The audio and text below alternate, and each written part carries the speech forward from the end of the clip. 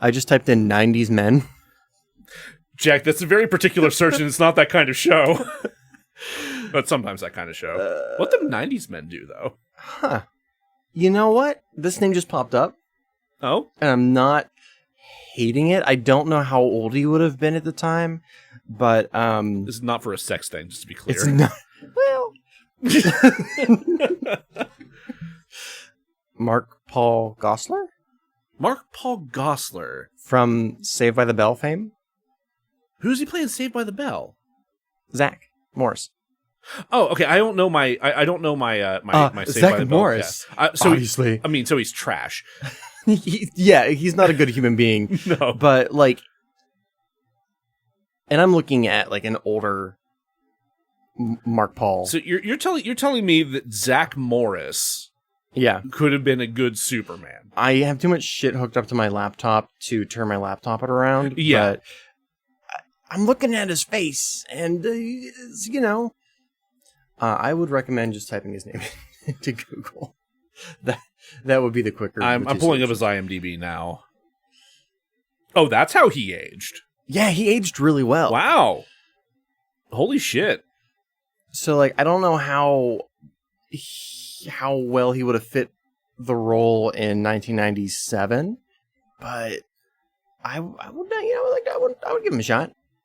I really haven't seen him in anything after Saved by the Bell, but you know what? I'll take it.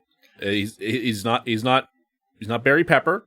He's not Barry Pepper, and while my gut told me Val Kilmer deserves a shot, that was a really impossible time for him to do it. Absolutely would have been. Yeah, as we were mentioning before we had to re-record this introduction, the island of Dr. Moreau would have absolutely prevented him from being in Superman Lives. Mark Paul Gosselaar. The other way we can do this is I want you to pick a number between 1 and 100, and I will tell you the actor on the IMDb's Best Actors of the 90s list. And that will be who Superman is, which is probably just about as much thought as Jon Peters went into his casting. 1 in 100. 69. Should have seen it coming. All right, number 69. Alternately 37. Well, our next Superman is Tony Shaloub, and I'm oh, that rules. Of Monk fame.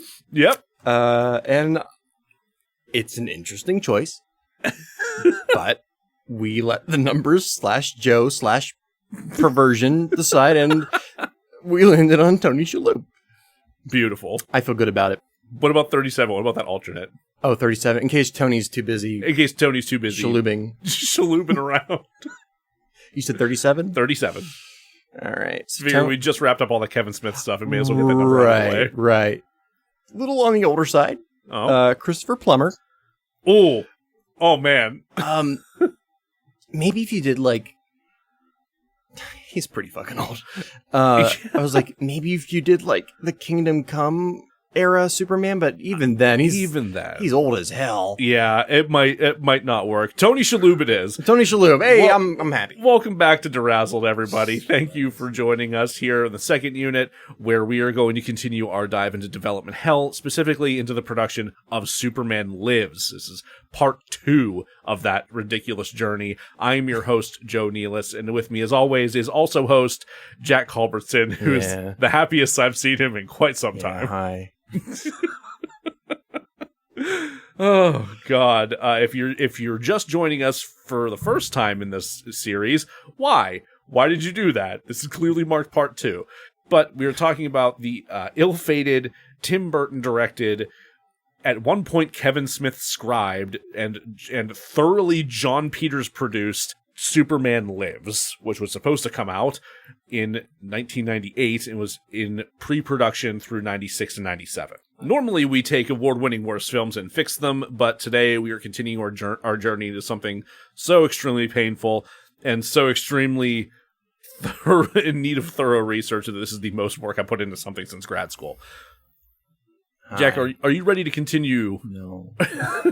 But we're just getting to Tim. Fuck. If it's not apparent, we recorded part 1 and then immediately went into part 2. Immediately went into part 2. Here we are. Tim Burton. I have watched most of his movies. In fact, I think on my movie app, Movie Fads, Yes. he is the director I've watched the most of his films. Oh. I would ask you what your favorite of his films are, but the answer is very obvious that it would be Batman Returns. When I talk about Tim Burton, I normally remove that one from the list. Oh, it's its own class. It's its own class. Okay, fair. What was your favorite non-Batman Returns Tim Burton film? Probably the one that still like makes me still hits is Edward Scissorhands. You know, I have not watched that since I was young. It holds up. I watched it a couple of years ago. Maybe like 2 years ago. As much as I don't want to see Johnny Depp right now.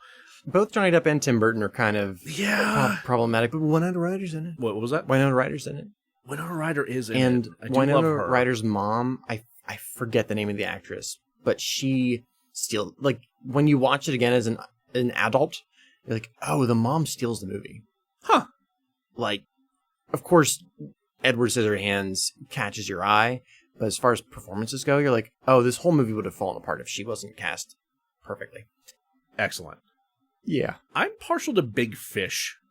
You know, I want to watch Big Fish again now that I'm a little older. I think because that was coming off of his most Tim Burton-iest Tim Burton. Yeah, that's true. That was kind of like a transitional period for his films. I didn't give it a fair shot. It's still pretty Tim Burton. It's bright. It's more brightly colored. It is brightly colored, and not in like the sickening suburban pastel way, but in the like right. natural world way. Yeah, it's also like I think he directed it after his dad passed away. Oh, that would make a lot of sense. Which, if I recall, makes sense when watching the movie.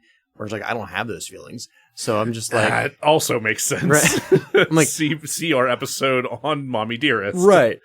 But I'm like, I do like the actors involved. It's a very good cast. And I was like, do I bring this up on the podcast?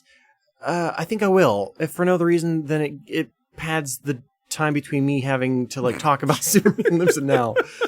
So it's been mentioned that Tim Burton has said some less than racially sensitive things.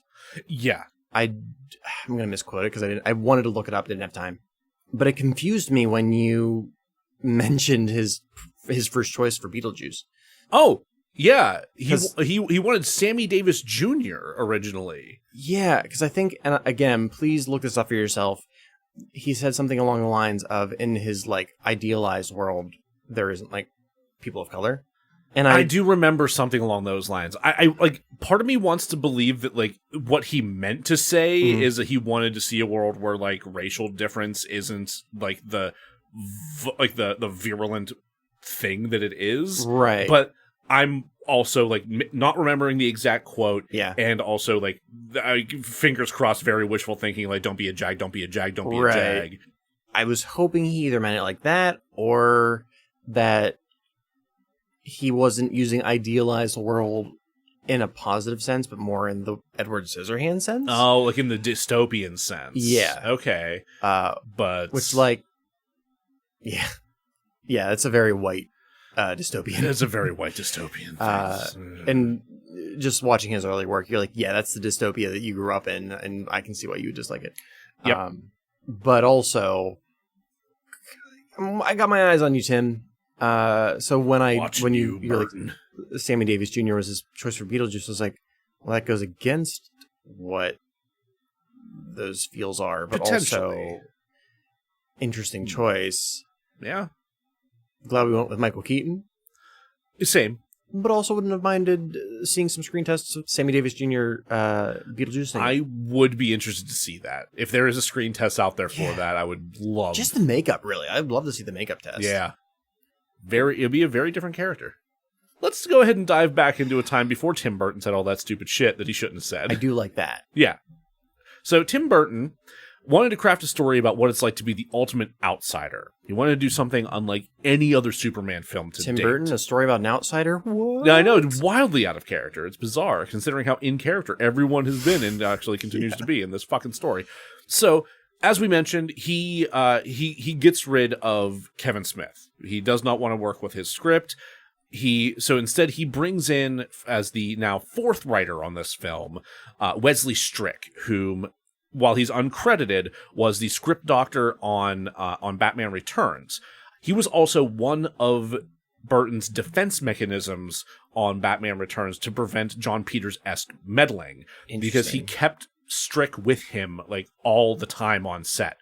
Burton was not the only one who was not happy with Smith's script, as Jon Peters will not hesitate to tell you. He found he found the second draft in particular of Smith's script unfunny, unimaginative, and amateurish, which clashes with Smith's assertion that the studio was happy with his work. Strick says that Smith's script did not click for him, but that a lot of that was because he was not a Superman fanboy and had not read Death of Superman at all. Like, he was completely unfamiliar with the material. He claims that the Eradicator and Elron had entirely too much dialogue and detracted from their counterparts. Noted that the blotting out of the sun bit had just recently happened on The Simpsons. Fuck. The Simpsons did it. The Simpsons did it. Of course they fucking did. There was entirely too much techno jargon in it, a bunch of stuff that he just didn't grasp, which, considering some of the techno jargon was anti-technology, I don't know about that claim, Wesley. Yeah. Anyway, he wanted to talk about this script with Burton, but Burton just outright refused. Like, he shut that down immediately, and Strick just never brought it back up. Smith, for what he had to say on the matter, was this. The studio was happy with what I was doing. Then Tim Burton got involved, and when he signed his pay-or-play deal, he turned around and said he wanted to do his version of Superman. So who is Warner Brothers going to back? The guy who made Clerks, or the guy who made them $500 million on Batman? Right.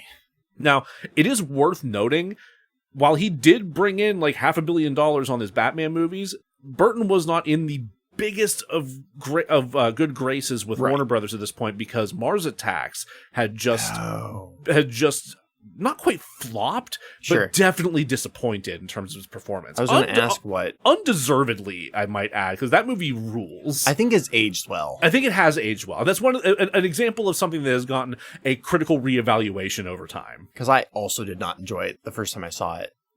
I didn't get it the first time I saw it, but I was just baffled. like, I didn't understand the franchise. I was more just like, I liked the aliens, and that was alien design's really sweet, but that's from the trading cards. Oh yeah, I also like the part where they destroyed Congress. I mean, that was pretty great, right? As everybody knows, Nick Cage was immediately cast as Superman. Everybody thought this was a weird idea. There was some fan backlash.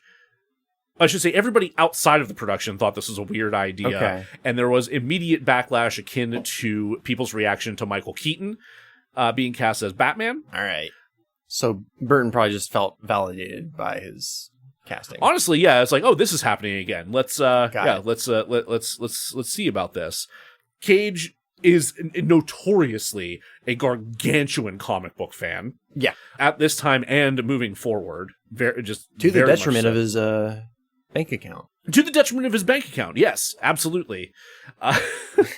I think he had a copy of Action Comics #1 for a while that he spent an astronomical amount of money on, similar to his Dinosaur Skull collection.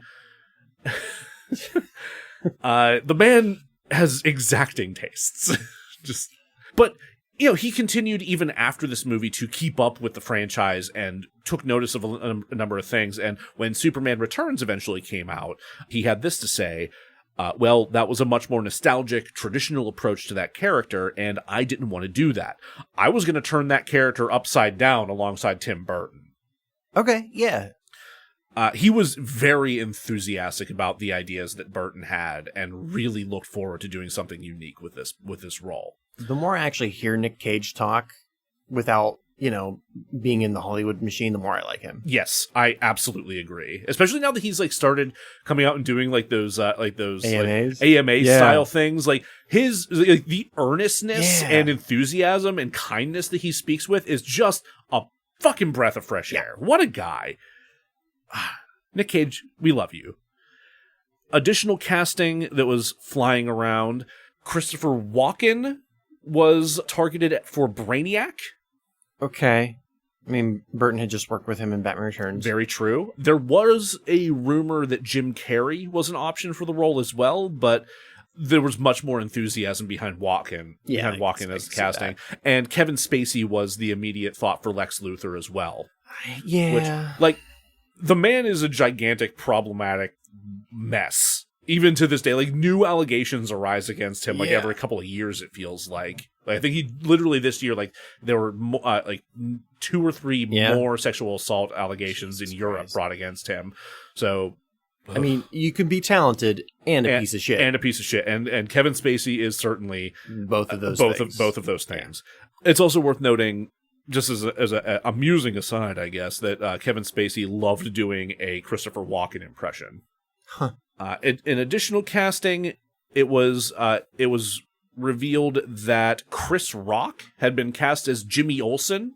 You know what's interesting is I actually, when you were asking me in part 1 about the casting for Jimmy Olsen by Kevin Smith, I thought about Chris Rock. You thought about Chris Rock, which is funny that you should bring up Kevin Smith again, because this announcement was made while Dogma was in production. So Chris Rock comes on the set and says, "Guess who's gonna play Jimmy Olsen?"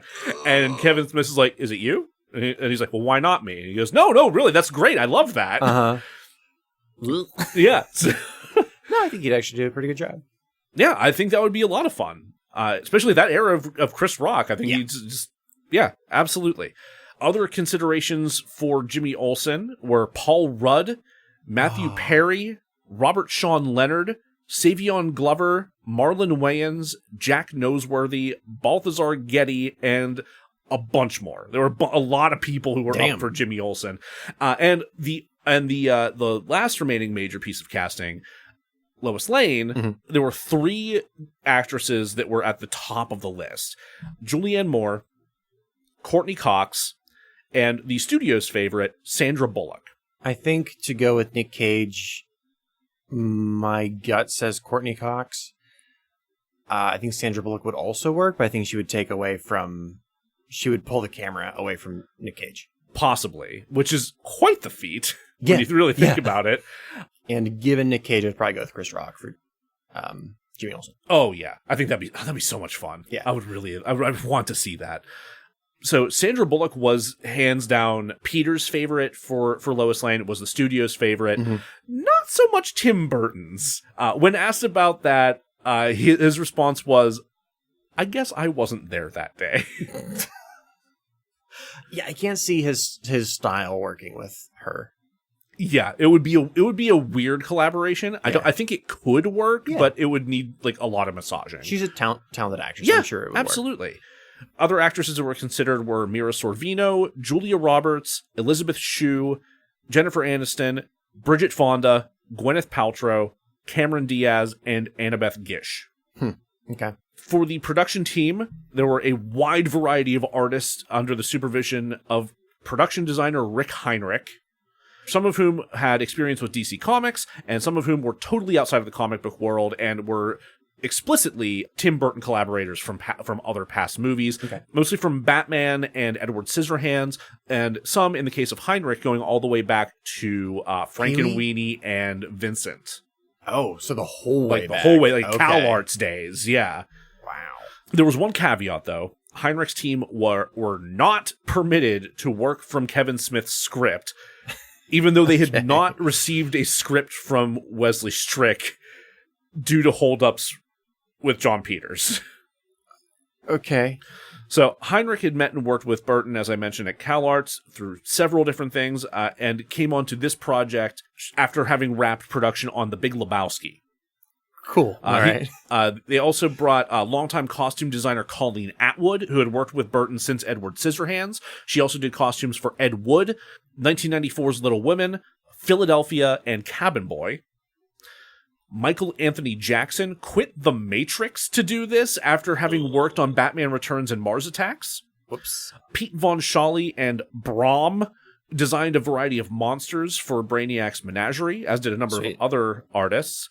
A wide variety of other people that worked on this. Jim Carson's, Jack Johnson, Jacques Ray, Bill Bowes, all did various sculptures and drawings and concept art, gouache paintings and things. Are any of those things out there? Yes. Oh my God. Yeah, absolutely. Look up the concept art for this fucking film. Because not only is there all the work that all these people did, there's Tim Burton's sketches as well in his like goofy ass style. One of the other more notable members of the production team was Sylvain Desprez. He was brought on because he had worked with Mobius, who was known for his work on Jodorowsky's Dune. He also has a pretty large catalog of comics that he's done in his own right. Yes, that's also very true, but I really just wanted to say Jodorowsky's Dune. Yeah, sure. But also, Desprez was a fresh European non-comic book influence perspective. Okay, they had all these different angles and all these different influences coming in to try and mesh into Burton's vision for this ultimate outsider film. Okay, there was one other name that popped up, Tim Burton. And I mentioned him specifically because he had the most to say about designing the Thanagarian snare beast. Okay. Which I'll say does not appear in Burton's version. He was able to talk Peters down? We'll get to it. Okay. So the Thanagarian snare beast, he says he wanted something menacing for Superman to fight that wasn't just another guy in tights. So he created something that was a Black Widow crossed with a tarantula and also with like a little bit of crab in there, right. With an H.R. Giger twist.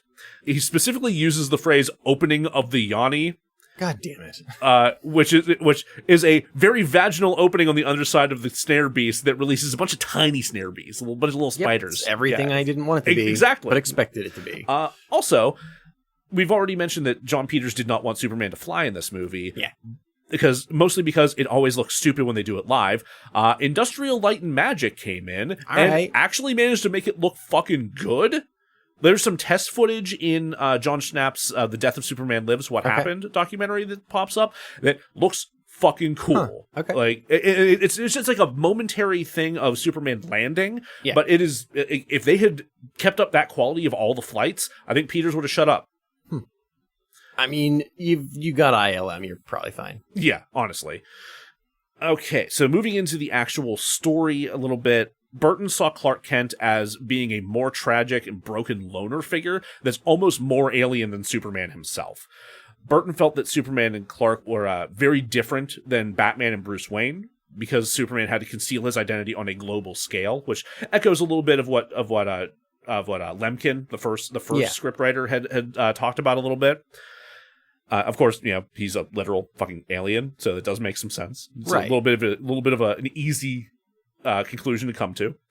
During costume fittings, Burton and Cage joked that they were really creating more of a Superman and Super Freak setup. Okay. And Nick Cage in particular became just really fixated on this idea of Clark Kent wearing like graphic tees to work, particularly with Mickey Mouse on them. Uh-huh. Which actually factors into a little bit of some of his like more intellectual like analysis of the character going in, because he holds Superman up as like one of the major like American cultural icons, and the big three that he names are Superman, Batman, Mickey Mouse.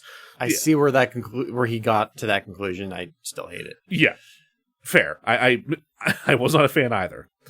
In terms of locations, where they were going to shoot this, the vast majority of it was going to be on the Warner Brothers lot. I think lot 16, which I'm pretty sure, if I remember what I heard correctly, when you see like the Warner Brothers logo and they showed like the shot of the lot in sepia tones and whatnot, it's like the big building right there in the middle. That's like what they're showing there. Aside from that, though, because obviously there's going to be a bunch of soundstage work they're going to do with this. Aside from that, what city do you think he was going to try to film this in? Budapest. No. Fuck. If I were a person, Seattle. Good guess, but no. Or Vancouver. No. Okay, well, fuck. Pittsburgh, Pennsylvania. What? Yeah, he was going to film Superman Lives fucking here. That's weird.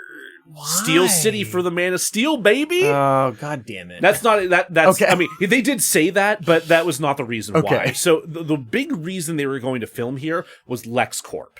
They got a look at the PPG building, PPG Plaza, and they saw just this full glass black building with these pointy spires at the top, and were like, give him grabby hands. Yes.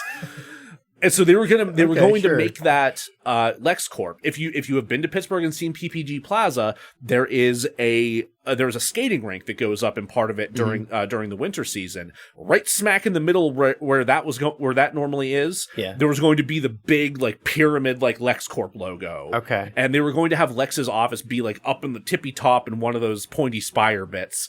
Like okay, I don't hate it. I mean, it makes sense for the time period of filming. It does. I absolutely agree. It makes sense for the time period. And I also just kind of wish that it happened so I could be like, that's where Lex Luthor's office is. Yeah, right? Unfortunately, this did kind of mess with Dogma a little bit more. Oh, no. So, Kevin. Yeah, so Kevin Smith wanted to use PPG Plaza as the Moobies headquarters in Dogma, where Matt Damon goes through that excellent scene where he murders all those board members. It's a little scary. It was a little scary. Yeah. But when they went to go shoot there, they were told, no, you can't shoot here. The building's been reserved for another production. They said, really, what? And they said, it was going to be where Tim Burton's Superman's going to be. He's like, oh, man, really? And like... Given he's like in 2015 in this documentary, he's like, he seems kind of like, oh man, that's really cool. I'm sure at the moment he was like, motherfucker, you got to be kidding me. Yeah. So that's why we got the U.S. Steel Tower for the movie's set instead of PPG Plaza. I need to rewatch Dogma now that I've lived in Pittsburgh for a little while and I can recognize the stuff. I mean, I recognized it all the first time I watched it. I mean, I was just a lonely boy from middle of nowhere, Altoona. Yeah, I mean, that's fair. Yeah, you would be more familiar with it. You might be able to spot the church in East Liberty where they shot Ben Affleck's head exploding scene. Nice. We'll have to do a little tour. Yeah.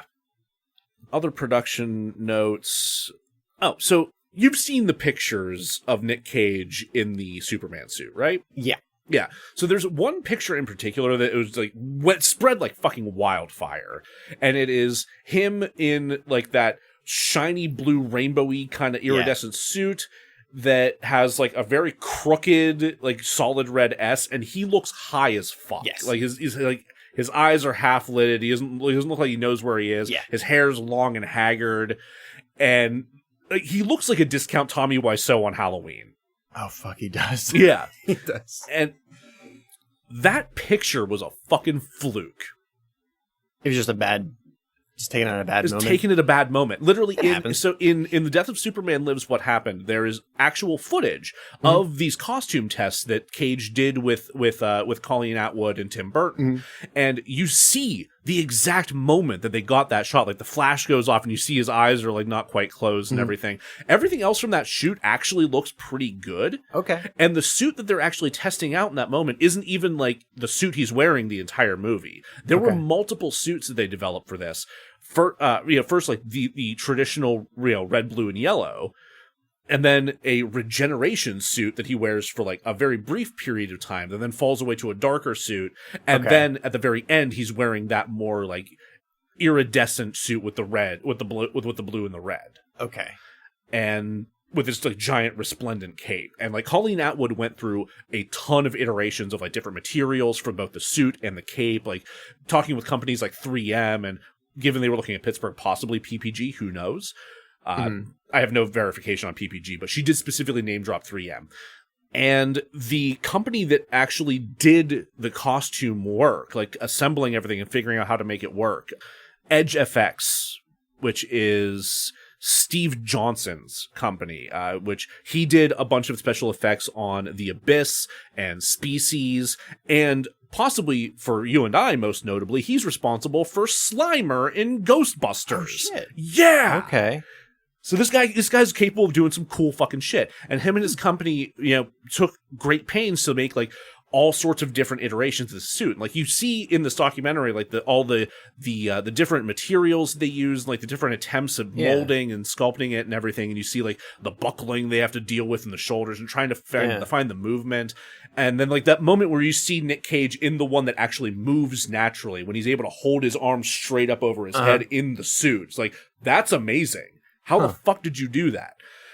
And then for the regeneration suit, they actually they had to adapt a style of vacuum fitting to make all of the individual muscle pieces. And when I say individual muscle pieces, I mean anatomically, for every single muscle in the human body. They made these vacuum-formed pieces Fuck? that fit over each other like armor, like scaled armor. That's crazy. That like it could move over each other and overlap and everything, so that they actually move naturally. So then, when you got the regeneration suit completely on, you had like the blue musculature underneath.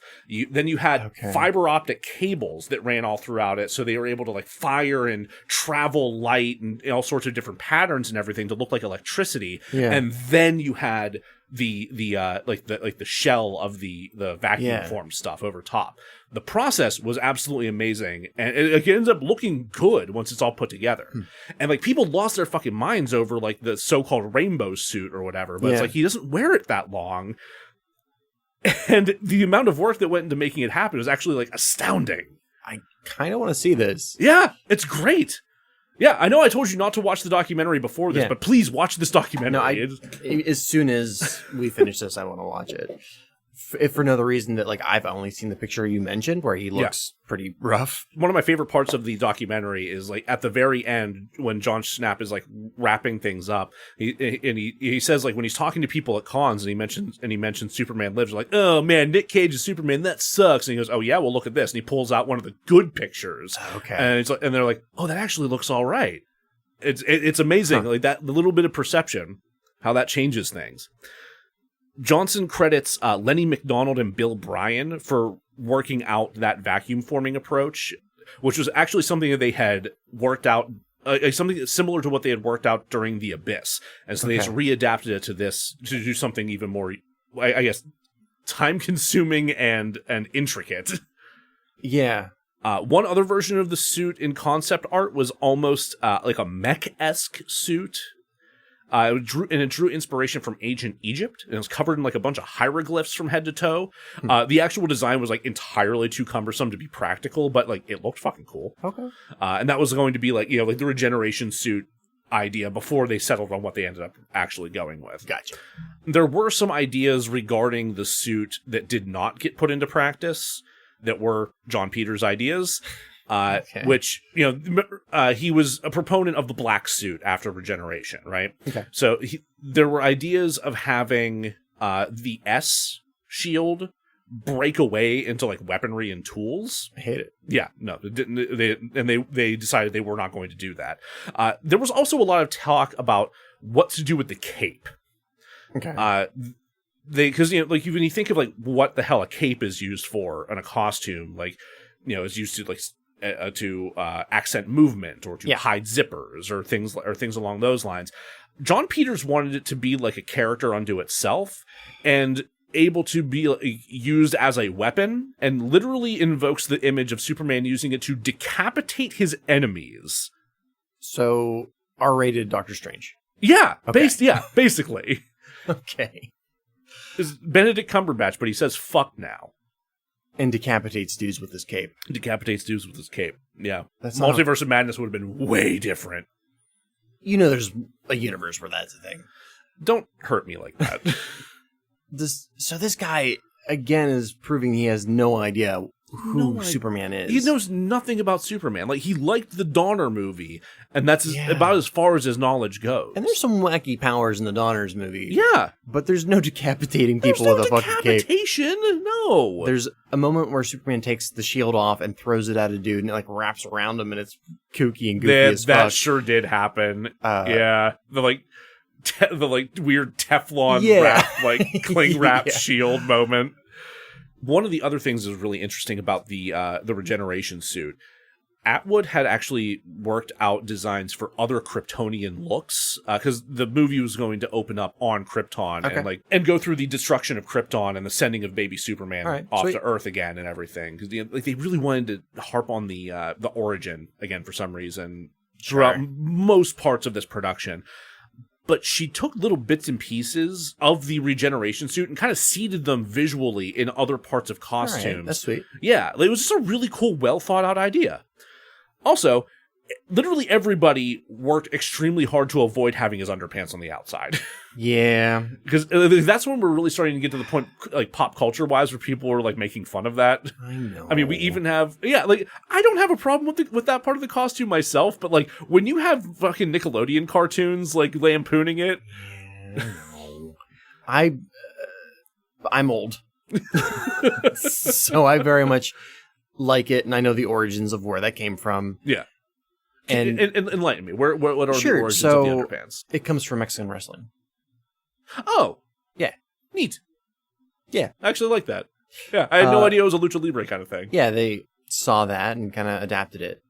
But yeah, after the 90s, you slowly lose the on the pants on the outside thing.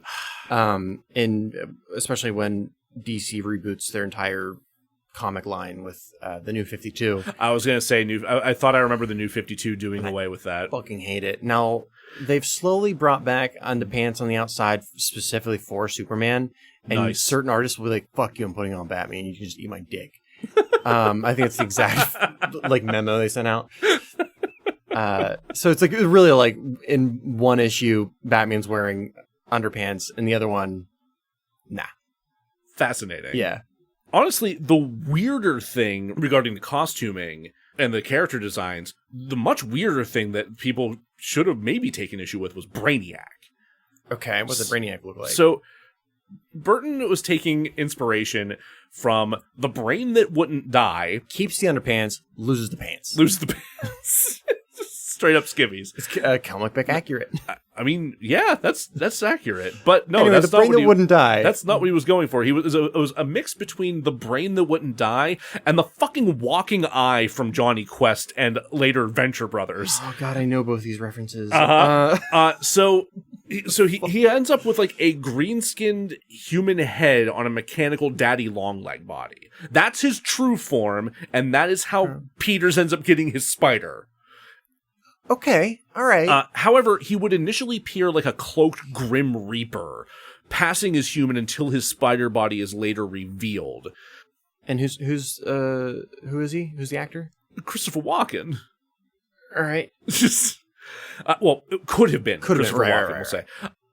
I will say that in the audio drama version of this that I heard, so it is like a full cast audio drama. Amazing. But the voice actors are very clearly trying to emulate the actors. So like you can tell that a guy's doing a Kevin Spacey, a guy's doing a Nick Cage, a guy's doing a Chris Rock, and a guy's doing a Christopher Walken. Fantastic. But yes, please, for the love of all that is holy, look up Burton's sketches of Brainiac in particular. Because there may or may not be a drawing of Brainiac's weird fishbowl spider head doing karaoke. I need to know that I did not hallucinate that. So Brainiac's one of those characters that's had a bunch of different bodies. So I'm curious to see if one of them. God, that is uncomfortable. I wish I had not seen that. It's bonkers, man. It's not terribly he's. Oh god, there's another one. I hate it. His ship looks dope as fuck though. The ship looks cool as hell, and we'll touch on that. That feels kind of Mobius. We'll touch on that a little bit more in a minute here. So the fallout of the public perception of the costume tests though definitely left an impression on Burton, who to this day does all costume tests in a private setting with just him, just the actor, and just one camera. Wait, so did that costume leak occur during production? I'm not sure. Okay, I'm genuinely not sure about that. Whenever it did hit, it left enough of an impression on him. He possibly jokes that he does all of his costume testing in a bunker 5 miles underground with a single camera, but I have a feeling he just does it in his house away from prying eyes. In his bunker. In his bunker. 500 miles. Yeah, it's just where he lives. Yeah. Just you become very paranoid, and is apparently a doomsday prepper. Could you imagine? For vampires, though.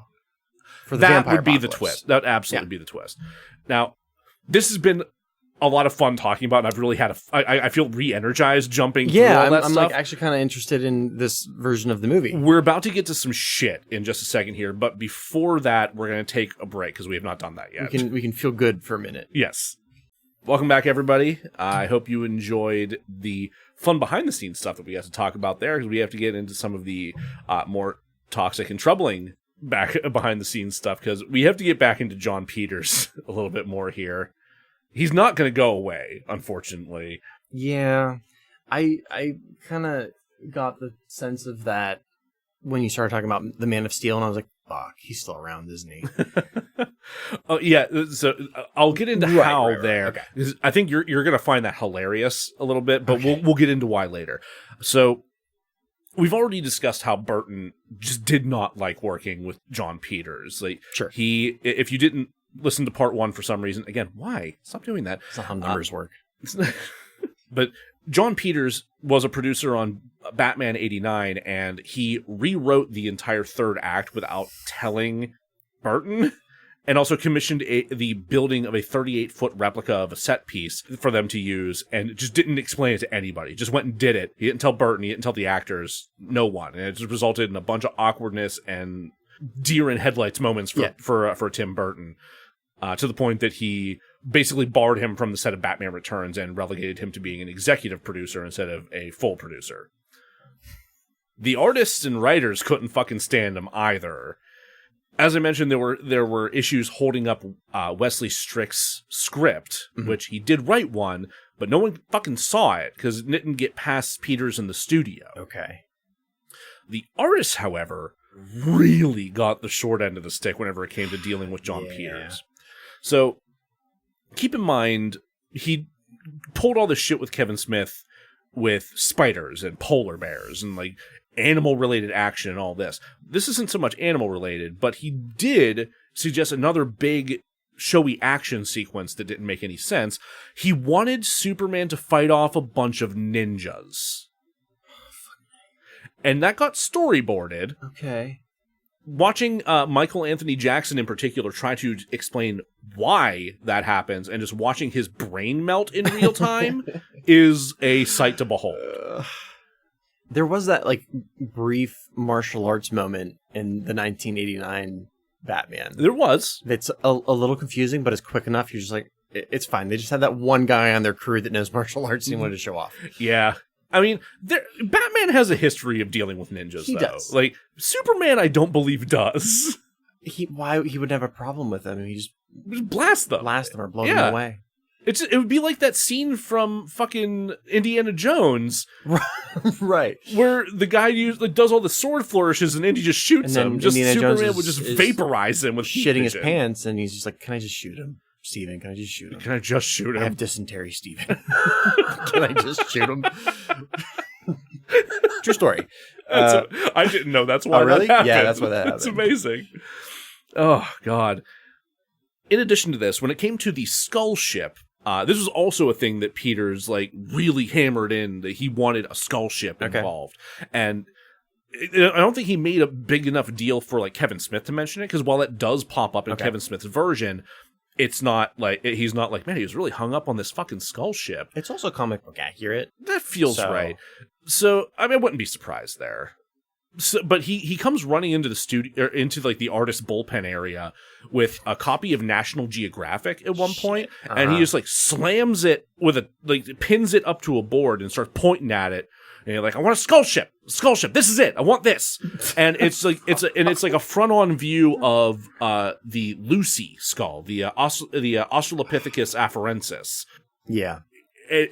So he ends up demanding that skull, and Sylvain Despretz does the primary design on it, and then Bill Bowes actually sculpts a version of it. Like, there's a full 3-dimensional tangible sculpture of this thing that exists. Looking at the sketch, it looks like Lucy's skull. Yeah. Yeah, like they did really an amazing job. They did an incredible job, and like that is a lot of. I think that is like Depretz's influence of Mobius coming through and a lot of that kind of stuff. But yeah, Bilbo sculpted a version of that, and the day before production was shut down, one of Peter's assistants came and said, "Hey, John needs this for something." Fuck. And it's still on display in John's house. Yep. Up to this day. So, serious question. Yes. Is it known whether or not Jon Peters has done a fuck ton of cocaine? Because it feels like in these stories, he's done a fuck ton of cocaine. So another story that I read about him, this is not related to any particular production, but he got into a wrestling match in his swimming pool with Steven Seagal. Oh God, it's so in character. And then that evolved into a, like, martial arts face-off in the yard. I think I just killed Jack. What the fuck is this man? Why? Why would you give this man power? It's so bizarre. Like, at what point do you look at this man's life and you're like, you know what, we made a mistake. He's going back to dyeing pubic hair for sex workers. Like, I do not care that he fucked his way into making a Batman and it did really well. Everything about this man is like, why? We're going to get a little bit more upset. why here. So we've already mentioned the gay R2-D2. We've mentioned the trying to fit in Right. a little dog Chewbacca. L. Ron Hubbard, right? I guess kind of Elron became that. I don't know why it was Elron. Like, I mean, aside from obviously L. Ron Hubbard, but like, Right. what the fuck does that have to do with Brainiac? So Peters was super obsessed with finding that toyetic tie-in. Right, yeah. And a lot of like what was keeping the production afloat was deals with Kenner, Kenner or other toy companies to try and keep things going before like Warner Brothers kind of was like, what the fuck's going on here? Yeah. So he would bring in groups of people into the artist bullpens, including his own children, to look over and critique the artist's work while they were still in the room working. No. It's very in character, and I hate it. Yeah. So like, imagine like you've been brought in to do this big project for Warner Brothers. You're still designing shit, and you've got a bunch of it up on display. And you're pointing out the stuff that you like, and Peters is like, "Oh no, that's shit. I like this one." And then he's also bringing in a bunch of kids and be like, "That's really cool. That sucks. I love this. This is stupid." While you're still working, I would flip a fucking table. Oh, those poor guys. I know. Girls and peeps. That sucks. I mean, it's already difficult being the artist and not really getting the cred for shit. Yeah. That's so demeaning. Absolutely. Yeah. At least let them finish it in private, and then you can let your disgusting spawn look over it. He would also, in this sense, try to override Burton as well. Because Burton would go to the production team. He would talk with Heinrichs and the other artists about like what he wanted for certain things, or like certain monsters in the menagerie or something like that. And Peters would come in and say, "No, we're not working on that anymore. I want this. I want Skull Ship. I want muscles. I want big." He would just completely derail everything they were working on and like just veto the director's like directive. So if Burton was able to get this guy off his back for Batman Returns, why wasn't he able to do it with Superman? He's lost some of his power because of the performance of Mars Attacks, remember? Because that was like, this is literally just on the tail of Mars Attacks release. I see. Which, again, not deserved. No. Possibly the worst thing, though.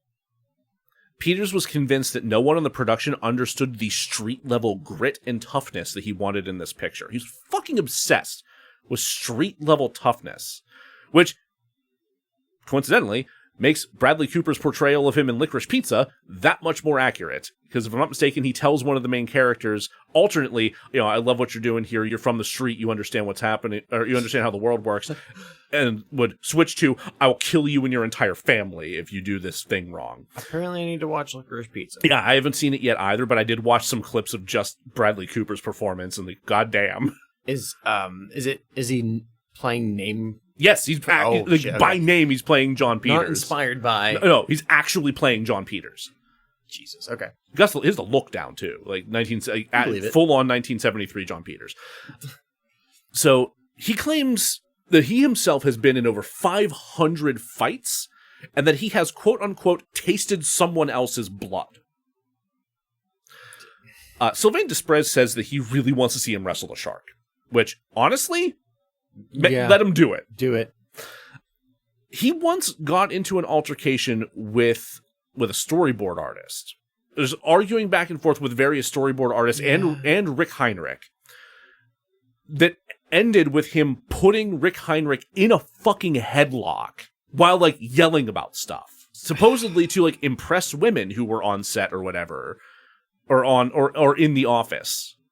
Rather, none of this should surprise me. And I'm not surprised, but you're disappointed. I'm incredibly annoyed. Yeah. thoroughly.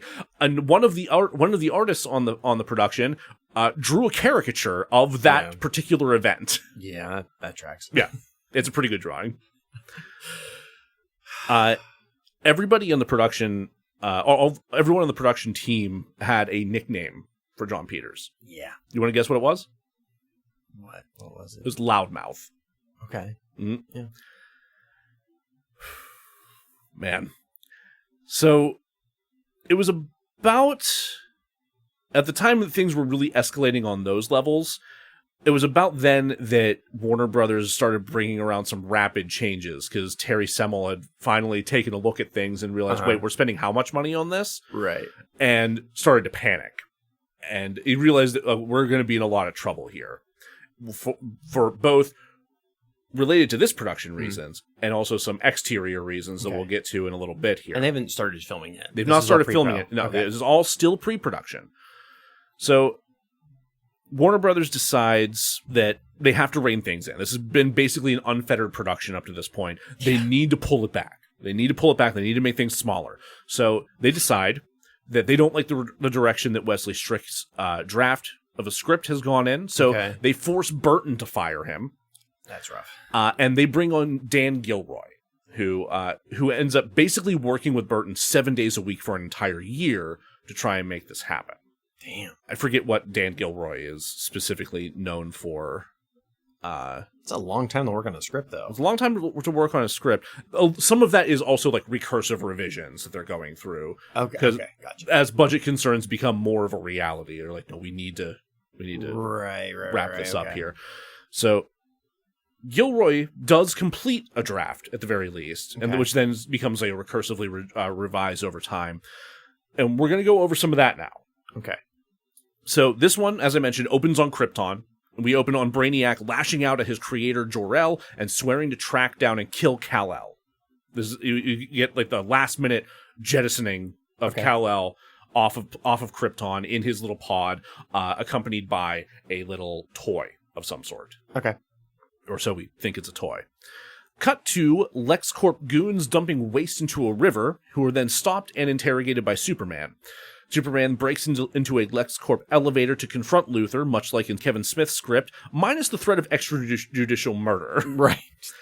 A notably un-Superman thing. Kev, I'm not sure why you put that part in there. Clark Kent and Lois Lane the next day attend a LexCorp press conference where Luthor reveals that he has discovered the first confirmed signs of alien life visiting Earth, a vessel buried in a field near a farm in Smallville. Upon investigation of the farm and the vessel, Kent cannot deny that he must actually be an alien. It shakes his worldview. He's suddenly other on a whole new level. That was one of the big approaches they wanted to take to this, is one of the ways that Clark Kent is wildly different from everybody, and thus kind of a more anxious, broken figure is he had no idea it was from another fucking planet. He thought he was just like an unusually powerful human. Okay. In the course of this, he remembers his mother saying something about him being a gift from God, who fell from the sky. This is Martha Kent. Martha Kent, yes. Who came from the sky with a beautiful blue and red fabric and a toy. Okay. One of the scientists at the dig site accidentally triggers something in the vessel, creating a signal that Brainiac is able to trace, and also awakens something in Kent's apartment, the toy that was mentioned. Sure. Superman flies to the top of the Daily Planet to ponder his situation. Lois finds him, and when he worries over his heritage and whether they should be together or if having kids would be life-threatening to her, cue kryptonite condom flashback to Mallrats, right. she reassures him that nothing changes how she feels about him. So we have kind of the opposite of what Kevin had put into his script, where Lois was a little bit shaky on the future of the relationship.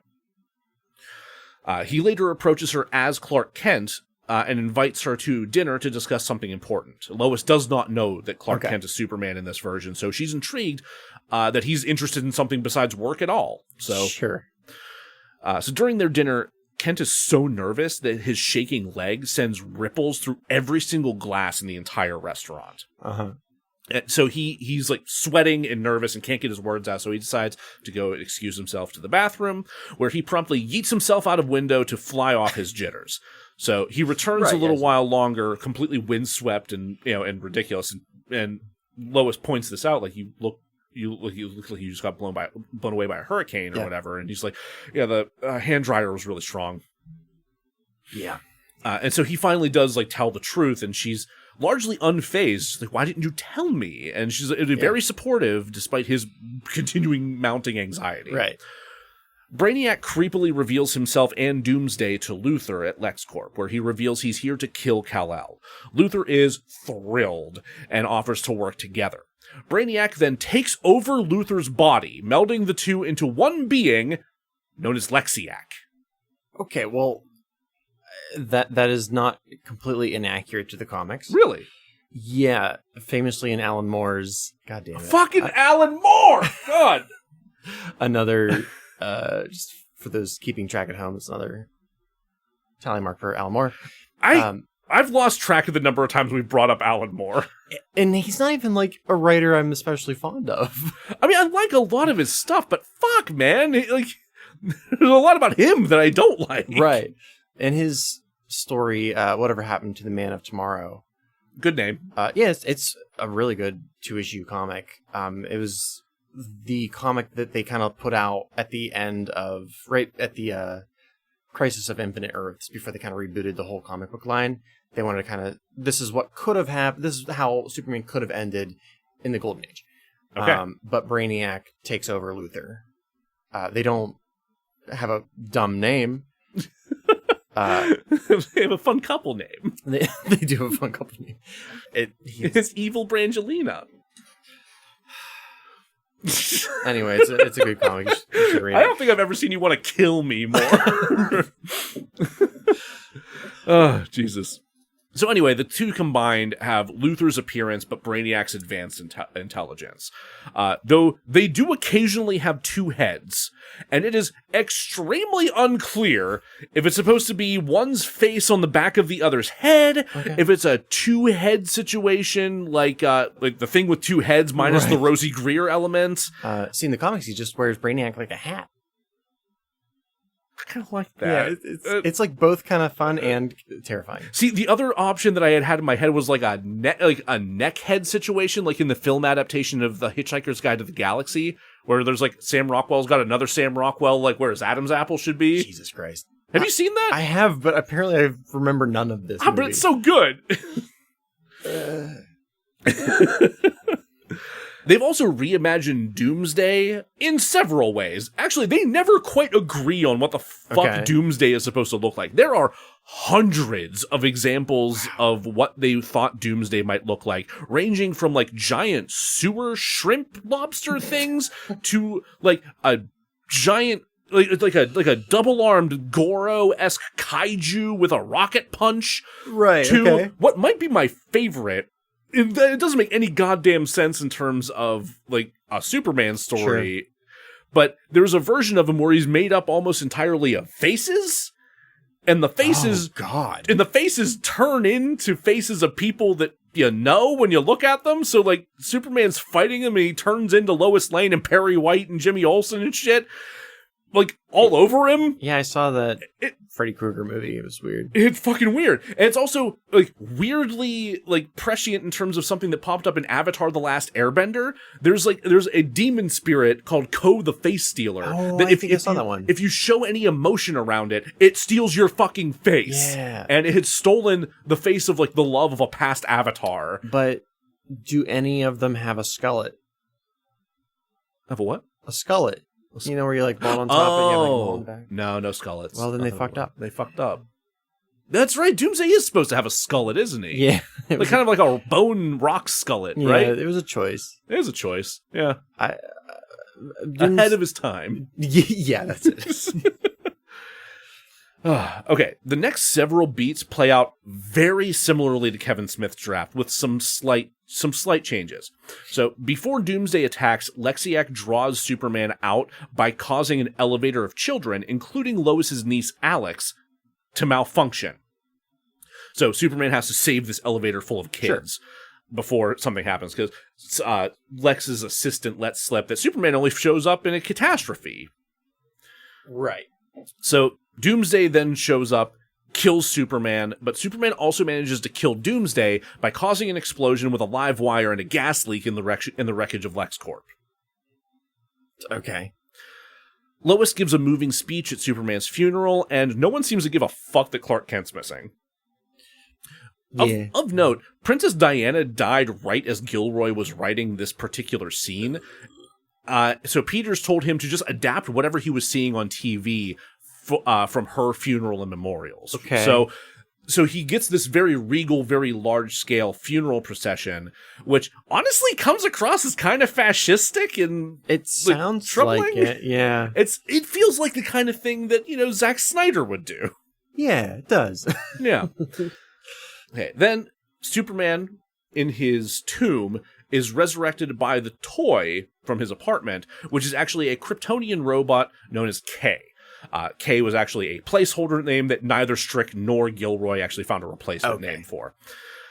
The resurrection takes place in the tomb in order to cut down on locations and costs, so there is no appearance of the Fortress of Solitude in this version of the film. This version has K become Superman's armor much faster than Smith's did with the Eradicator. So, within the first confrontation he gets into outside of the tomb, which is with some toughs trying to intimidate a couple in the graveyard, right? They just jump right to Kryptonian armor. All right, yeah. Superman does still save a bunch of people from a burning apartment building and resuscitates a dying child. Lexiac, facing calls to install a permanent memorial to Superman on the site of his death, realizes that he has immortalized his foe in the eyes of the public and resolves to destroy the planet to kill him off for good. Sure. Reasonable That's things. how you do that. Yeah, it's a perfectly rational reaction. Superman and Kay go to say a final goodbye to Lois, revealing that he is alive and about to put an end to Lexiac. Shortly thereafter, Lois gets a call from her doctor. She's pregnant. Yep. No one knows when that happened, but apparently they got down at some point. Okay. Superman then goes to LexCorp to discover that Lexiac has begun hijacking control of the world's nuclear weapons, which Kay says he also did before destroying Krypton. Superman tries to destroy the device controlling the nukes, but only has a fraction of his powers, so he just leaves some awkward mess behind while the machine persists. Lexiac discovers this mess and realizes that something's amiss. He goes to Lois Lane's apartment, pretending to bring her flowers in order to see if she's had any unexpected hunky corpse visitors.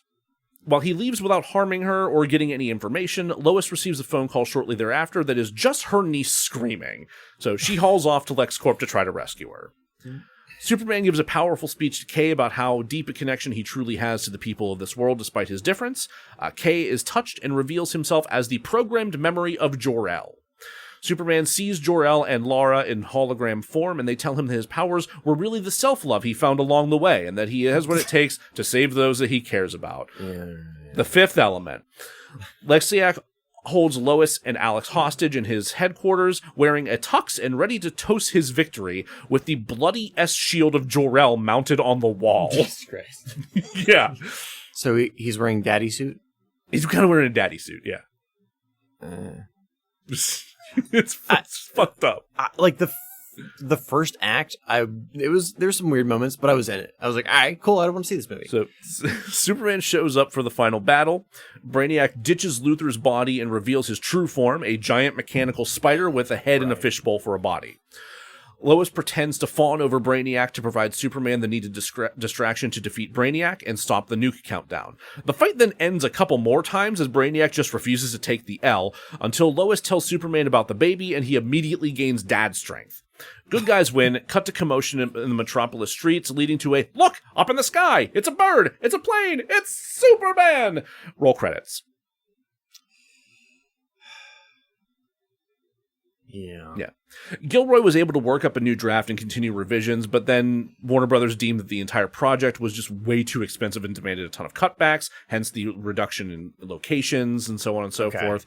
The budget was estimated to be around somewhere between $140 million and $200 million, but Peters says that it would have been closer to a $300 million investment. Okay. And I think that's including distribution at that point. All right. Despite casting being done, script revisions being in progress, and the release set for the 4th of July of 1998, and production slated to start in about 3 weeks, Warner Brothers canceled the entire project. They would never do that. They were that close. No, they would wait for them to finish first. Peters says that the three main reasons that the film was canceled were budget, Nick Cage, and Tim Burton, or at least studio confidence in them with this project. Okay. He also claims that he threatened to toss Terry Semel out of a window for being afraid to take the perceived risk. Yeah. There was further mention that the budgetary resources for this movie were then shifted to Wild Wild West. Burton and Cage were both still paid for the film as they both signed pay-or-play deals. Yeah. So Burton was paid about $5 million and Cage $20 million. So they were guaranteed that pay no matter what happened. And before we take our next break, I want to touch on this quote from Sylvain Desprez from the Schnapp documentary. Development hell doesn't happen with no-name directors. It happens only with famous directors that a studio doesn't care to break up with. And that's how you end up, for 2 years, polishing a turd until someone walks away, and at great cost. I'm curious to know what you think about that particular quote regarding this production. I'm curious to see how true that holds as we continue our trip through development hell throughout the second unit here. But I can't help but feel like that might not be quite so true with this particular production. I don't think Burton was necessarily the problem. Maybe there were some problems, but I think Peters was honestly the bigger hindrance. I mean, if I were in charge at Warner, I would look at the production, and the person that keeps making changes to the production is Peters. Yeah. Burton seems to be wanting to get to work and do the movie, and seems to be taking notes on the revisions that would cut the costs. Yeah. But far be it for me to try to understand the minds at Warner Brothers. I mean, they have continuously proven up to this very date that they maybe don't know what the fuck they're doing in a number of senses. So that might seem like it's everything, but we're not done. And I know that sounds ridiculous, but we're going to take a little break, and then we're going to wrap up. And then we're going to wrap up the story. Welcome back, everybody. Real quick, I want to note, just because I did not give Dan Gilroy his due, before taking on Superman Lives, he would written the screenplays for Chasers and Free Jack, and possibly something you're aware of. Later on, he went on to write and direct Nightcrawler. Oh, the Gyllenhaal? Yeah. He's that guy. Oh, okay. That's a fantastic film. I still haven't seen it. It's great. And it has Bill Paxton, R.I.P. Oh. I think. I gotta watch that. So, I mentioned that Warner Brothers was worried about money in terms of this production. They were also grossly worried about money outside of it because they were in the midst of a string of colossal fucking failures. Okay. At this point of time. In The Death of Superman Lives, What Happened, they highlight a number of these that are particularly pertinent. Batman and Robin, $125 million budget, $107 million domestic box office. Okay. 187. It's a Sam Jackson thriller, if I remember correctly. $20 million budget, $5.7 million box office. All right. Steel. One of the Shaq movies. The Reign of Superman side story. $16 million budget, $1.7 million box That office. one bombed pretty bad. Fire Down Below. $60 million budget. Terrible title. $16 million box office. Mad City, $50 million budget, 10.5 box office. Man. The Postman. Oh, no. Speaking of Costner, $80 million budget, 17.6 box office. I mean, it's not a great movie. It's not. Sphere, $80 million, 37 million box office. Okay. Major League, Back to the Minors, $46 million budget, 3.5 million box office. Whoa. And Tarzan and the Lost City, $20 million budget, 2 million box office. Most of these movies I have not heard of. I honestly, neither had I, but those are some hefty investments along with some hefty losses. Now, not everything that came out for them during this time was a loss. This is also around the time LA Confidential and The Devil's Advocate a couple of other things came out that were winners at the box office for them. And it is also worth noting that some of these deals are just distribution only. Sure. But even so, that's a big risk, and that's a big loss being incurred by everyone involved.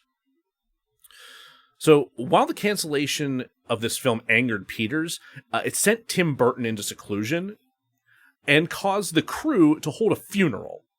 Oh, God. Yeah, they held a funeral for the production of this, somewhat reminiscent or perhaps prescient of the Serenity or the Firefly cast throwing a "We don't work at Fox anymore" party. Yeah.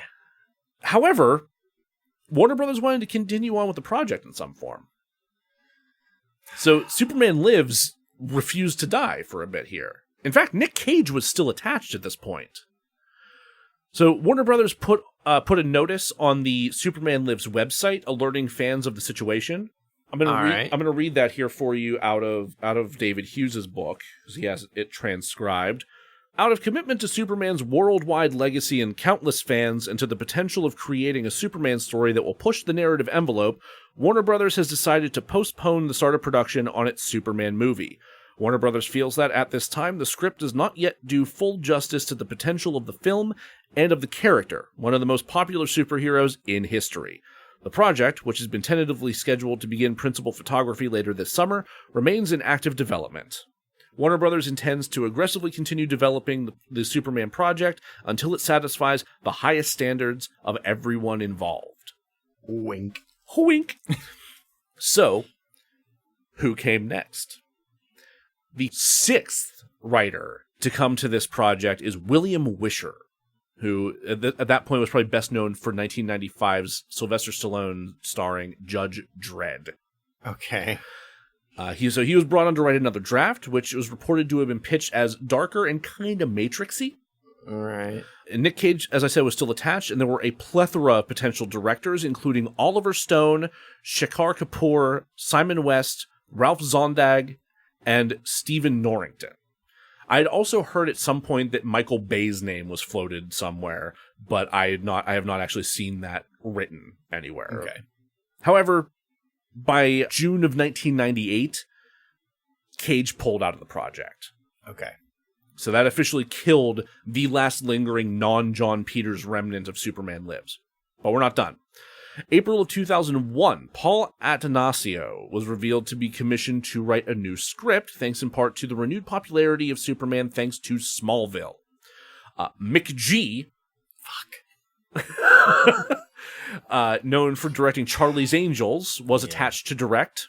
While this was in development, in February of 2002, J.J. Abrams was tapped to write a Superman film, this time not related to Death of Superman.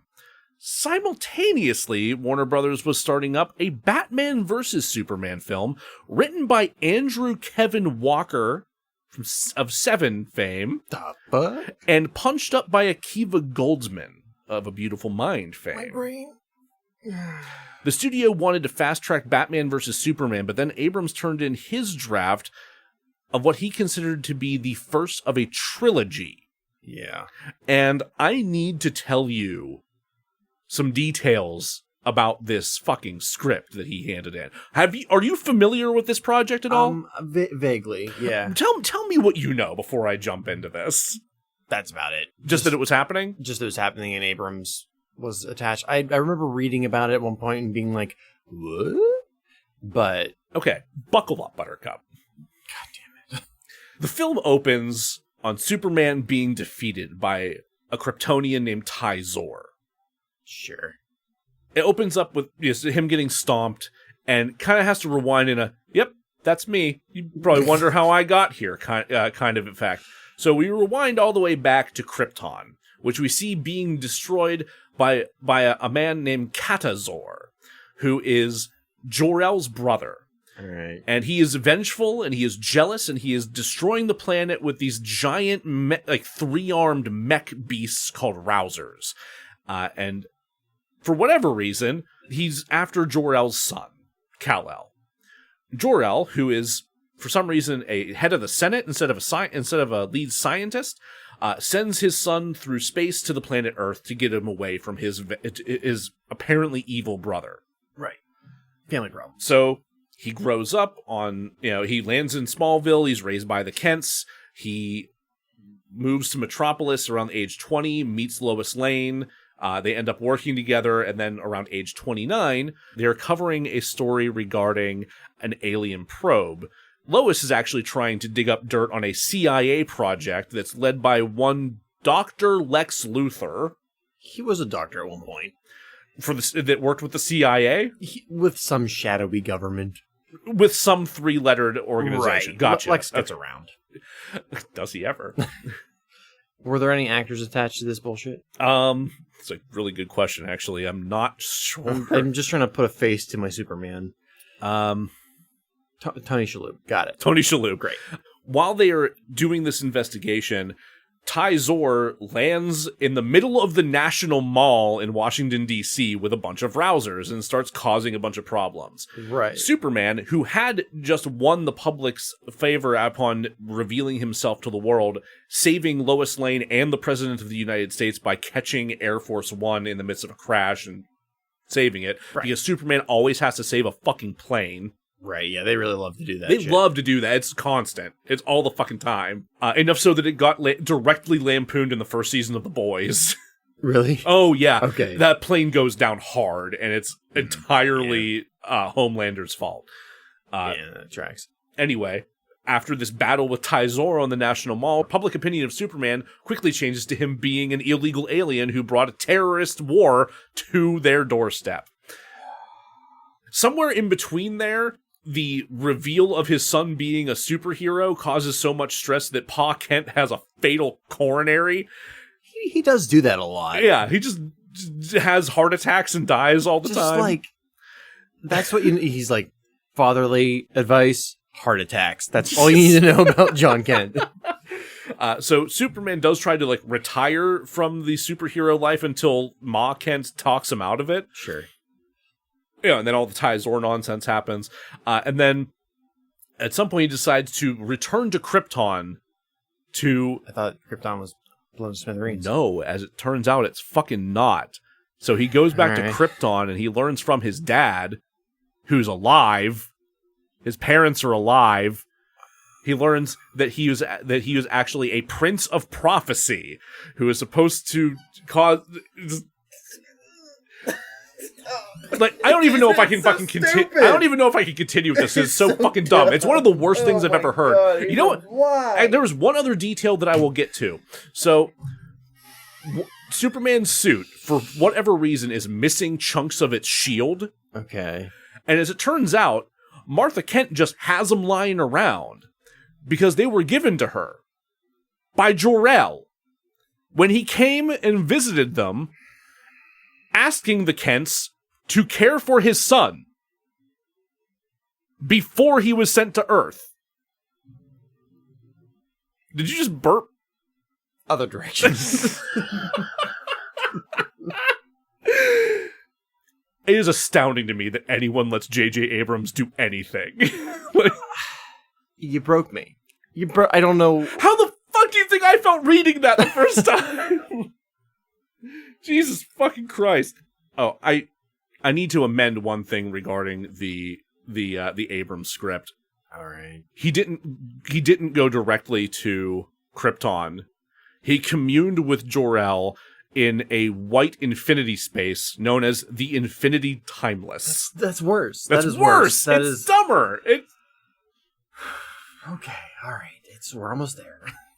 This movie feels like it has 6 acts and it's supposed to be the first part of a fucking trilogy. I know that Abrams consistently makes money, and that's why they always give him more projects.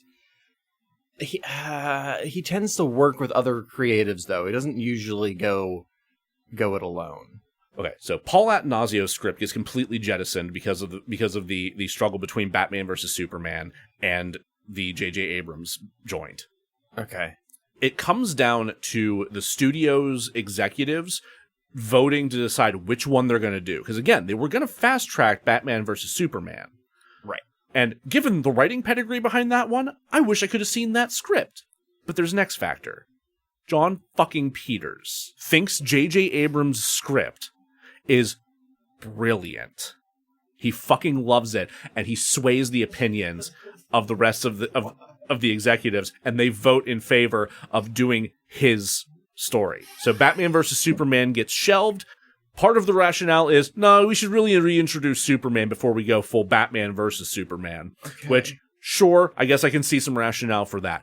But this script fucking sucks. There's no way it's going to be good. McG gets attached to the Abrams script. He's the first one to go for it.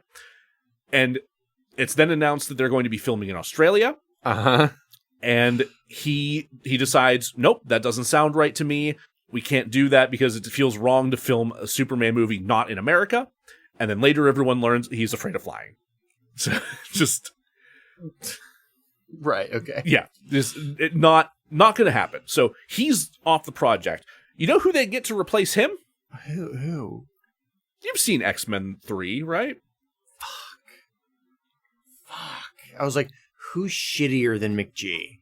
Brett Ratner. They are colleagues, if I believe. I'm not surprised. I kind of all come from the same stagnant water pool full of mosquito eggs. That sounds about right.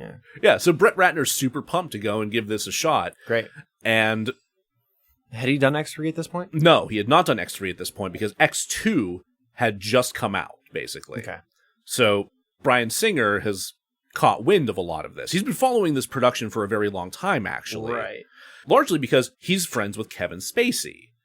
And he learned early on in the process from Kevin Spacey what had gone wrong with the Burton version of this, right. Why it hadn't happened and what was going on up to that point. Because there was never a point where Kevin Spacey was not attached. He was just asked, you want to play Lex Luthor? And he said, yup. He's just been like waiting around. Just kind of waited. And he apparently told this to Singer at a Bob Dylan concert. He just had time at a Bob Dylan show to explain all of this. Brains, what? It's this whole fucking story feels like a Mad Lib. It's nonsense. So Brett Ratner ends up dropping out of Superman because he wants to go ruin the X-Men franchise, basically. And the one thing that Bryan Singer would leave X-Men for was Superman. Who was one of the producers on the X-Men films up to that point? Donner. Fuck. I forget her first name. Because the Donners are buddies with Bryan Singer. Yes. Fuck, I forgot about that. That's precisely correct. Lauren Schuler Donner. Yeah, that's what it is. Yep. She was a producer who had the connection to Singer and, of course, introduced him to her husband, and Singer was able to pitch directly to him, if I was going to do a Superman film, I would make it kind of a vague sequel to yours. Yeah. And that's how we ended up with Superman Returns. Something to note regarding Superman Returns, there were several points during production where WB wanted to curb some ideas or change some things. Uh-huh. What they saw with the script.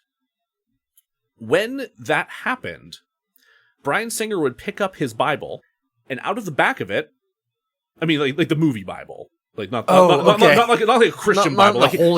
His production Bible. I was like, does he keep a gun in there? That would be the only thing he keeps in the yes. So he pulls out his production Bible, and out of the back of it, he removes a photograph. Uh-huh. A photograph of Nicolas Cage with his eyes half lidded and his Superman S shield all askance on a shiny suit with his long hair.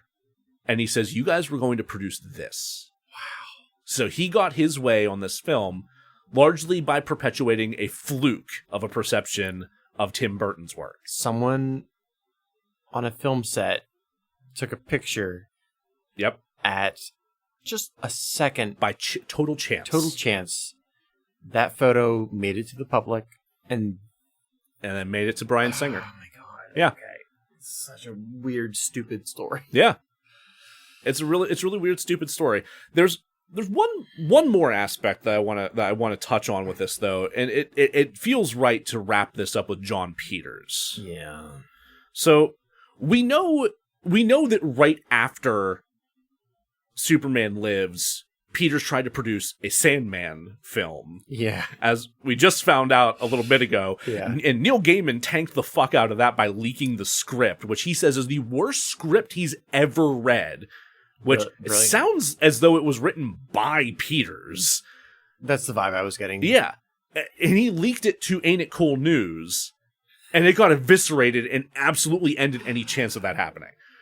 However, he was still attached as a producer for Superman through all these iterations. Okay. Hence how he went to bat for J.J. Abrams. And he was still on whenever it came to Superman Returns. Okay. He never set foot on that set. Because they cut them off. His feet. No. Oh. Well, maybe. But then they molded him new ones. Okay. Out of money. Oh, no. They paid him not to go anywhere near that production. Holy shit. That's the only way that would work. It's the only way that would work. And you know when else that happened? Man of Steel. Man of Steel. Christopher Nolan specifically said he is not to be anywhere near this production. Between those two movies, he got paid $85 million to do nothing. You know what his response to that was? I think I do. What do you think it was? The Donald Trump of... It was a very Trumpian response. Okay. It was, they're scared of my influence. Yeah. Yeah, that's what he would say. That is what that is indeed what he did say. And they would tussle with Steven Seagal. And he would wrestle Steven Seagal. Children's pool full of cocaine. That, as they say, is that. Do you know what Jon Peters reminds me of? Let me tell you a little story about young Jack trying to make make money to buy Star Wars action figures. One of my chores was to clean up the dog shit in the yard. Sure. And it was gross. And I would take a grocery bag, like a plastic bag, and I would, put it on my hand and grab the poop and then turn it inside out. And you sold it as fertilizer. I'm the Donald Trump of dog shit.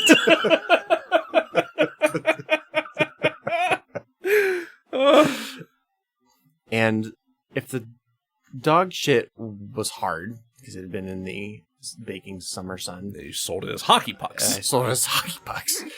Then it was fine. Yeah. No problem. Oh, yeah, that's way easier. If it was fresh, moist, if worse. If it was a wet one. If it was a wet one, you had to, dig it out of the grass. Yeah, it gets all stuck in there. Jon Peters is neither of those things. No. Jon Peters is the dog turd that's hard on the outside, and you're like, okay, this isn't so bad. And then it squishes on the inside. And then you grab it with your hand, and it squishes, and you're like, fuck. Yep. This is so much worse than I thought it was going to be. Yep. That is Jon Peters. That is Jon Peters. This is 100% Jon Peters. Oh, my God. Just... I listened to a couple of podcasts that also addressed this this would-be film. Sure. And specifically, I think it was the How Did This Not Get Made podcast. Okay. Which did an amazing job with their approach, and also apparently got a chance to interview John Schnapp before he died, which was very, cool. Very good, which is very cool. And I want to thank them for their work on their show. They put forward the idea they don't think it's possible to do a good Superman movie anymore, and I don't want to believe that. I think it's still possible. I don't think it's going to happen under Warner Brothers currently. No, especially not with the current regime. Yeah. I think it might be a long time down the road, but I think it's still possible. And you know what? Especially after learning this story, I yearn for it. I want it so fucking bad. Superman is a difficult character to grasp, to comprehend. Yeah. Way harder to understand than Batman. Yeah, I agree. And throughout the different versions of the script that you've told me over the last 2 episodes, there have been aspects of it that I think get him.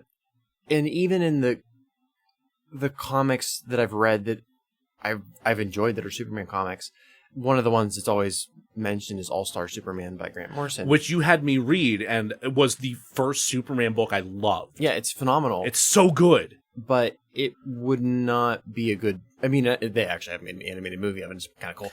Right. But it's not a Hollywood movie of Superman. Yeah. That I would absolutely love to see them take a crack at something like that, though. Or even just give Morrison the chance to, like, do something. You know what movie he was supposed to write and did a draft of? The Flash. No, really? Yeah. Fuck. He was working with Ezra Miller. I think they got a draft done. And then there's been so many different directors attached to that movie that there might be like 2% of his script in there, but... Oh my God. Yeah, they've been trying to get into television for a long time.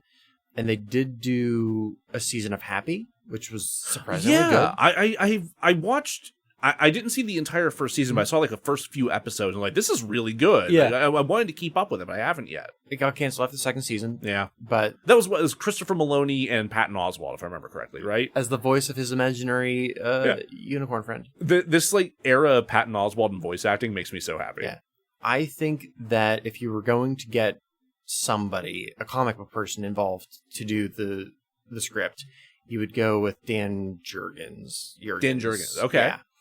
He's been writing Superman since the 90s. He was part of the person that was involved in Death of Superman the whole way up. Yeah. I was going to say, I thought I recognized that name. There we go. And Damn, I didn't credit the actual writers of the fucking book. This does not happen very often. Normally, like, you have a writer that's really good at a certain era at a time. That's it. Like, they've done the thing. He came back to he came back to write Superman in this newest iteration. I think the Rebirth era. Yeah. Which brings back the Clark Kent that we grew up with. The one that did die from Doomsday. And it's pretty good. It's real good. They actually gave Superman a son, and it's a lot of fun. Like, seeing Superman as a dad, I think, might be the way in. I like that. So, Superman's son is named John after... Yeah. Yeah. And through comic book fuckery, he is now aged up to the age of a teenager. And he has his own comic book right now called, like, Son of Superman. It's written by Tom Taylor, who's phenomenal. I love him. Didn't he come out as bi? He came out as bi. Yeah. And Clark is just, like, super fucking supportive. I love it. He's actually stepped away from being the Superman for a minute. Yeah. Let his son kind of step forward, experience what it's like to be a superhero and be responsible. Kid. I want to read that so badly. Yeah, well, that sounds really good. He's like, I gotta go deal with some bullshit on Warworld with Mongol. He's an asshole. You know how it is. But, like, your mom's here. We love you. We support you. I'll be back. That rules. Yeah, no, I'm like, that's... I never thought I'd want to see a Superman who's, like, the dad of a kid. Yeah. But, no, it works really well. That's amazing. See, it's that kind of shit that gives me hope that, like, there is material that could be put together to make a compelling, good quality Superman film. Like, it's the landscape of Warner Brothers DC universe right now is all over the fucking place. Some of it's really enjoyable. Harley Quinn animated series, Doom Patrol series. I still gotta watch Doom Patrol and Harley Quinn, but yeah, they're both very fun. Yeah, I mean, hell, like, a bunch of the stuff that they produce through HBO is fucking amazing. Yeah, which is why I'm nervous. Yeah, like it. I'm honestly surprised you got 3 seasons out of Doom Patrol. It's such a weird fucking series. Yeah, I was reading something by the creator of the show Infinity Train. Oh, yeah. Because that's one of the shows that's being pulled I watched the first season. I really enjoyed it. I watched the first season just recently. I was like, man, I can't wait to jump into season 2. And I find out it got pulled at the end of last week. Like, what the fuck?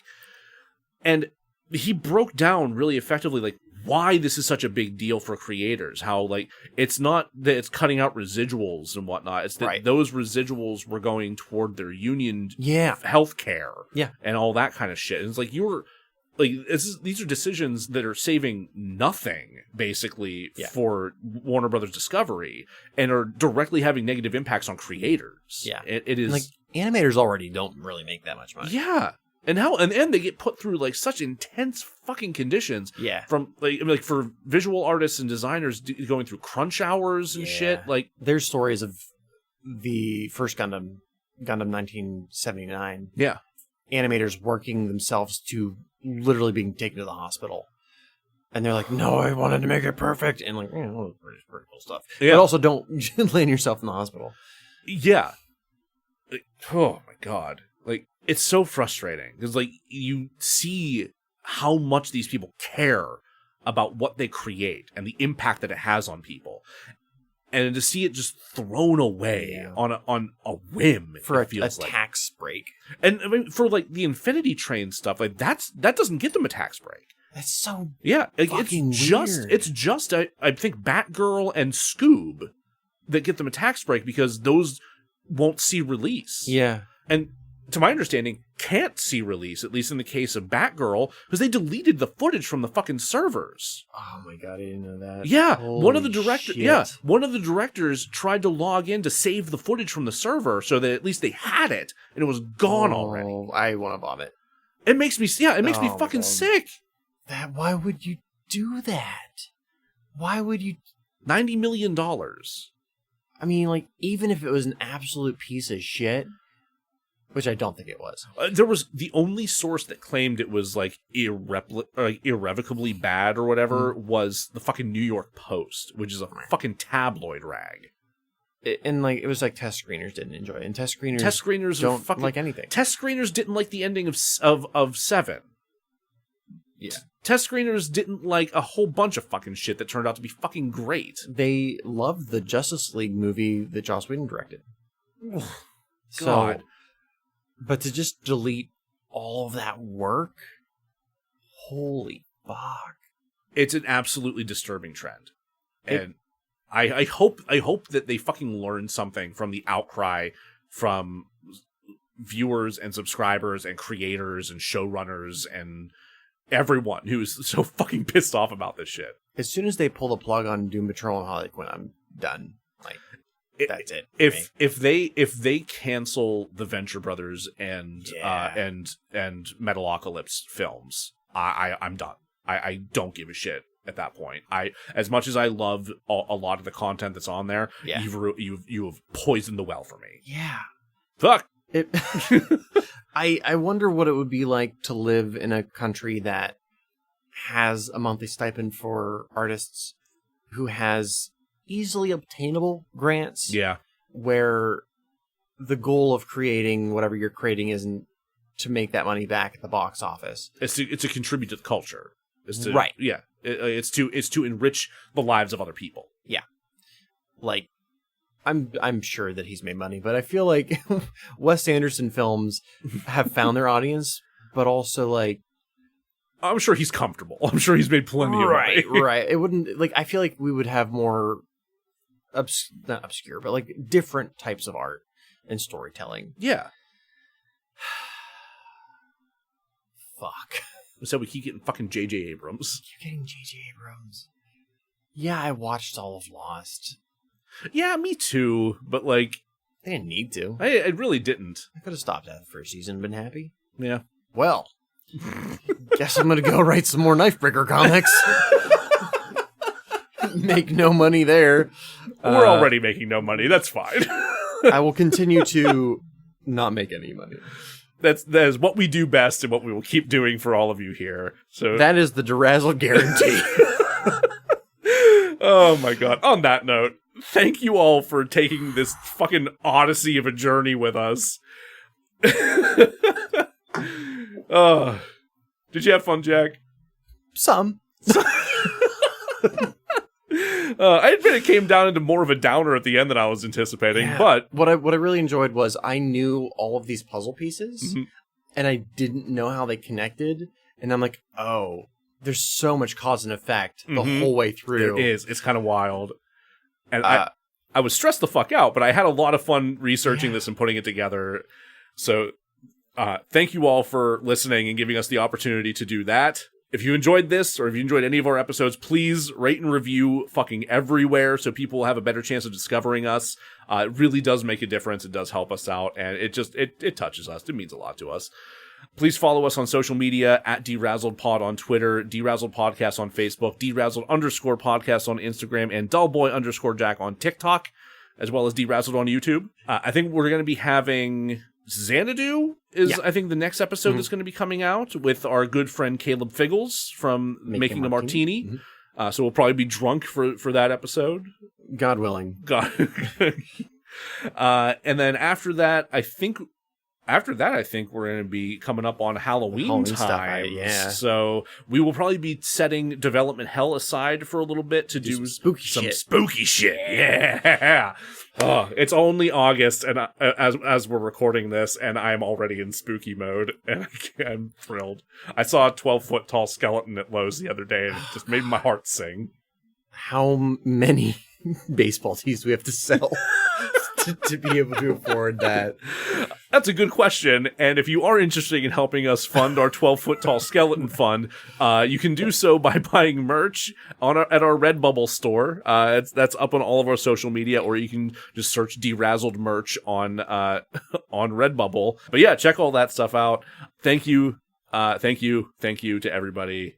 We're fucking exhausted. We're gonna go to bed, where we are sure to go right to sleep. Go right to sleep.